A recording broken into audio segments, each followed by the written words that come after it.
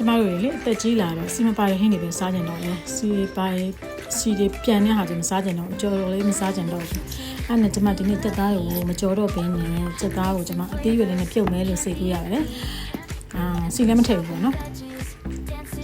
ဂျင်းတက်သမီးတက်သွန်းလေးပြောစပတ်လဲအဲ့တော့ကျမတက်သားရတာနေထားတဲ့တက်သားလေးထည့်မယ်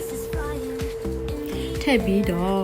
ကျမဂျင်းဦးနာနှီးထားတဲ့တက်သမီးလေးနဲ့ကိုကနေအုပ်လိုက်တယ်ပုတ်ပြီးတော့သူ့ရည်လေးနဲ့ကျမအပေါ်ဆုံးသူ့ရည်လေးနဲ့ခန်းအောင်တဲလိုက်တယ်ပုတ်ပြီးတက်ထားလိုက်တာပေါ့နော်ပြီးရင်ဒုတိယမြောက်ရည်လေးကျ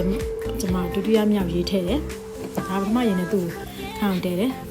ပြီးတော့ကျမဆေးကြောတန့်စင်သူ့ရည်ခန်းတော့ကျမသူ့ရည်လေးခန်းပြီးဆိုတော့ကျမရည်ဒီထည့်လိုက်ပါမယ်နောက်ထပ်ဒုတိယမြောက်ရည်ထည့်လိုက်ပြီးထည့်ပြီးတော့ဒီမှာနောက်ဆုံးတတိယမြောက်ရည်မှာတော့ကျမအသေးရွက်တွေထည့်လိုက်ပါတယ်ဥနီရဲ့ဂေါ်ဘီရွက်ရဲ့ဂေါ်ဘီပန်းပွင့်ရဲ့အိမ်မှာရှိတဲ့ဟာပဲထည့်တာပေါ့နော်ကျမအဲ့လိုပြုတ်လိုက်ပါလေရှင်